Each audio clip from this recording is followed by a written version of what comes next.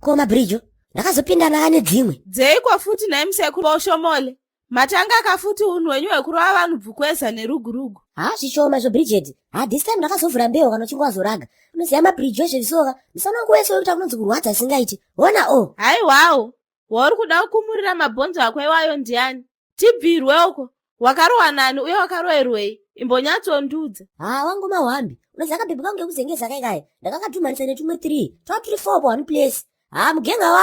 Mugenga wangu kekuzengeza kai kakabva kanyatsobvisa magogo akakapfeka kakabva katanga kundirova so kachita kunditsonda.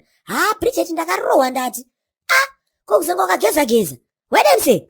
Izvo zvogeza kwangu sekuru Oshomole hazvinei nemi manzwaka. Isusu vamwe tinogeza takasiyana nemi wekuti tikakonai mageza musi wetinoshamisika kuti nhasi kunei. Ndiregei zvangu ini.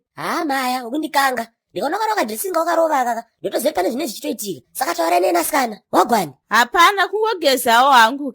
Ndoda kuenda out na thanks. Right. Apa wakutaura manje. Wakwenda ndingwarisira wangu. Hakuna mudhikinyero uchazombofa watoera isusu kana uchinge wazoraga. Kuranda tichirowa mudhikinyero wangu. Ndi grade 1 ndakatombobuda mhodzi wangu newaya. Ndakazobatira patashomu chidotenga maniga pabhuru gaya. Ezvinezvika ndikazi ndakupinda zheti. Ndikuda kana zheti wondoziya. Ndinobuda kana neguda pasini racho. Handirwadziwe. Kana chipositora chotauwa. Nowakuru wakare tetekera. Kana chipositori chotauwa. Nowakuru wakare terera. Musawarege wachienda. Waribe kundiratidza gwara. Munhu waMwari. Bang. Right. Bridget, kari seko kasuti kondapfekera. Kanoita kaka. Wow. Kanoita sekuru. You actually look so great. Handikunyeberei kuchanakidza nhasi. Jeti ndaipa muri kuitai. Mese muri tumageza namabridge. Makuda rowa mabude. Ndisingaziva kwamuri kuenda. Chachomboitika pamusha panapa. Iwe. Zvinenewe izvozvo ukubona papi iwewe. Bridget muzukuru. Tetekera kauzwe kaspeech kuti chanopa kana tasvika ikweyo. Right. Mufaro wemumuri. Sekuru ndokutukai manzwaka.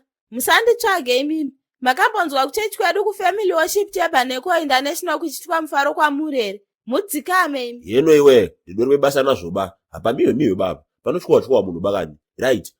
Praise the Lord. Pamusoro emisika moyo pana panyasuno unotibatsira kutsumbudzira. Tichipemberera bafudira amai yoda amaijengeta. Tichindoti kanyasunoka musi wa 17 July. Ndo pakazvariwa kaiwa dzimai waapostoli wedu baba jengeta. Tichindoti mururu nemuridzo uko. Manja uko. Saka ndakana kubirthday party mchindisiya inini manje. Dedi mimi. Hamusema kunyanya here mimi. Kasikiri kange kuda kundatsvuga turi pasi pemahewu. Manje ndikutobaya. Mirai ipapo 2 minutes. Iyoyo dzikamu wazwaka. Kuti wabatu cheche twakaita sewe. Wazwa? Right. Bridget tetekera. Sekuru Oshomole hatisikuenda nemi manzwaka. Hanzi last time kubirthday raapostoli makazoonekwa homwe dzesutu dzicherera supu. Mukazotariswa mukaonekwa matoba enyu mapisi enyama maisa muhomwe. Iri birthday nderamai vedu isusu vanoisangana. Kufamily worship Tabernacle International kwacho hasati ambokuona izi. Saka wembwa. Handinozvinzwa futi izvozvo. Wakuda kundatsvuga turi pasi pemahewu ka. Mejengeta ndibonza wangu zvekutodari waiziya. Nditombofunga kuti sona mukadzi wamuradha katsukunya ndoenda hangu kuna maijengeta waiziya. Wangonoti adokta ka1. Handisari kubirthday party ramaijengeta imi. Sekuru kwandinyoneresa wespeech tinzwi. Handisikuda zvekuzonyadziswa pamberi pevanhu. Handeitiona itayuko. Owo. Tetekera vanhu mimeseka. Taungana nyasuno patsime rayuri. Taungana nyasuno pabhavhudika. Tipemberera kakuzvariwa kwa amai yoda amaijengeta. Nyasuno 17 July ibhavhudi rawo. Amai awo tinowaditsa fanira kuti vane mwoyo wakaita kunakidza. Saka daundotika Mwari wedzere mamwe makore ekurarama kuna amaijengeta. Handitika tikuwasvira grey hair chaiyo. Gendibotsudzura kabodzi. Wowedzerai makore ekurarama kuna mama.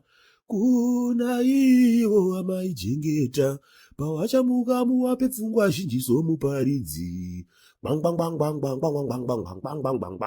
Amen. Praise the Lord. Karise kasimeta kaufa.